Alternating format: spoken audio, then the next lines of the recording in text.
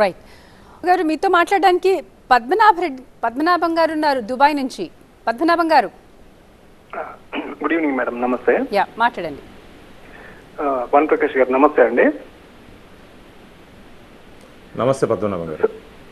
Sir, actually మేము యాక్చువల్గా సంక్షేమానికి ప్లస్ అభివృద్ధికి రెండింటికి ఓటేసే కేటగిరీలో వస్తామండి.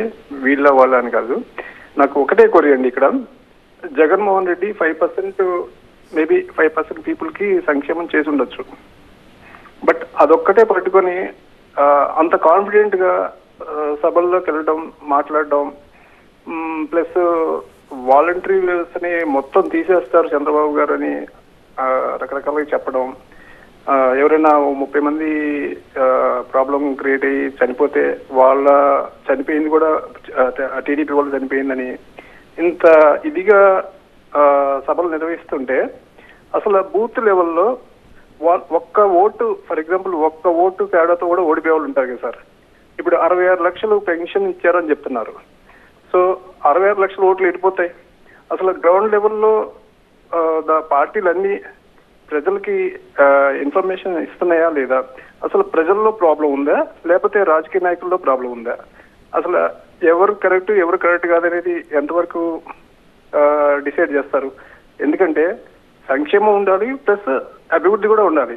ఫర్ ఎగ్జాంపుల్ 50-50 అతను చేసింది 5% సంక్షేమం, 95% డెవలప్మెంట్ వదిలేశారు. కానీ అంత కాన్ఫిడెంట్ గా సభలో వెళ్తున్నారు.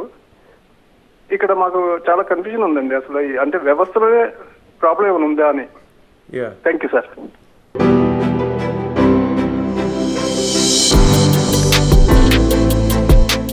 Luxury is now becoming a need rather than something that you aspire to be.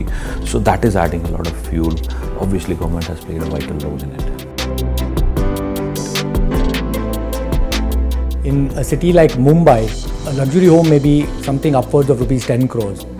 In city like Delhi, again maybe something upwards of 8-9 crores. But in Bangalore, we typically define a luxury home anything which is upwards of about 3 crores. It's a combination of increased wealth, availability of more luxurious homes, and simultaneously the overall economy doing better.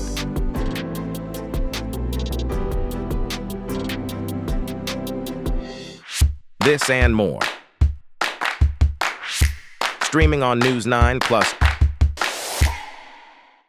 Yeah, Padmanabham గారు, ఈరోజు ఏమైపోయిందంటే ఈ సంక్షేమ పథకాల పేరుతో ప్రజల్లోకి వెళ్ళి తద్వారా దాన్ని ఓట్ బ్యాంక్ క్రియేట్ చేసుకొని గెలవాలని చెప్పి ఒక సీక్రెట్ అజెండాతో జగన్మోహన్ రెడ్డి గారు రావడం జరిగింది.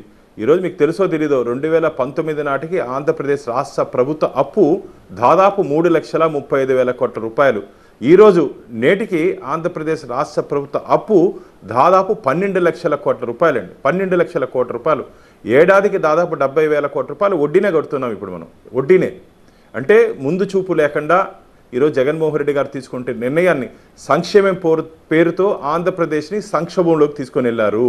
కాబట్టి ఇది కేవలం దాన్ని ఏదో సంక్షేమ పథకాలు ఇచ్చేస్తే ఓట్లు వేస్తాము, ఓట్లు వచ్చేస్తాయని చెప్పి ఒక దురాలోచనతో జగన్మోహన్ రెడ్డి గారు ముందుకు పోయారు. అది చాలా తప్పు. రాబో రోజుల్లో ప్రజాక్షేత్రంలో ప్రజలు తీర్పిస్తారు. మీరు చెప్పినట్టు వాలంటీర్ని రద్దు చేస్తారని చెప్పి ఎక్కడ చంద్రబాబు నాయుడు గారు మాట్లాడలేదండి. ఈరోజు కూడా పబ్లిక్ మీటింగ్లో వారు మాట్లాడడం జరిగింది. వాలంటీర్ని అడ్డం పెట్టుకొని వాలంటీర్ని ఈ అధికార పార్టీ సేవలో వినియోగించుకుంటూ, ఎందుకంటే 50 కుటుంబాలకు ఒక వాలంటీర్ ఉన్నారండి. వారు రేపు ఎన్నికల్లో వారి ప్రభావం ఎక్కువ ఉంటుంది కాబట్టి వాళ్ళు ఎన్నికల విధుల నుంచి పక్కన పెట్టండి అని చెప్పామే తప్ప ఆ వ్యవస్థను మేము ఎక్కడ వ్యతిరేకించట్లేదు. మీరు చెప్పినట్టు ఈ పెన్షన్ల విధానంలో ఈరోజు కూడా జగన్మోహన్ రెడ్డి గారు ఆపద్ధర్మ ముఖ్యమంత్రి ఆంధ్రప్రదేశ్ రాష్ట్రానికి. వారు అనుకుంటే చేసుండొచ్చు. ఎందుకంటే ఇంత యంత్రాంగం ఉంది, రాష్ట్ర ప్రభుత్వం దగ్గర యంత్రాంగం ఉంది. ఆ యంత్రాంగాన్ని ఉపయోగించుకొని పెన్షన్లు అంటే 1 రోజు 2 రోజులు ఆలస్యం ఉంటుంది. ముందు చూపు లేని కారణంగా ఎంతసేపు ఈ రాష్ట్ర ప్రభుత్వానికి మందు చూపు ఉంది అంటే లిక్కర్లో దీంట్లో డబ్బు దండుకోవాలని ఉందే తప్ప ప్రజలు ఏ విధంగా ఇబ్బంది పడుతున్నారు, ప్రజలు ఏ విధంగా కష్టాలు పడుతున్నారో అది ఆలోచన చేయకుండా చేసినటువంటి పొరపాటు కారణంగా జరిగింది. రాబో రోజులు ఇంకా ఎన్నికల ముందు ఇంకో పెన్షన్ పంపిణీ కార్యక్రమం ఉంది కాబట్టి ఆ రోజుకి ఇవన్నీ ఏమి జరగకుండా ఖచ్చితంగా దాన్ని మానిటర్ చేసుకొని ఎవరికి ఇబ్బంది లేకుండా జరుగుతుందని చెప్పి ఆశాభావాన్ని వ్యక్తం చేస్తున్నాను. రైట్.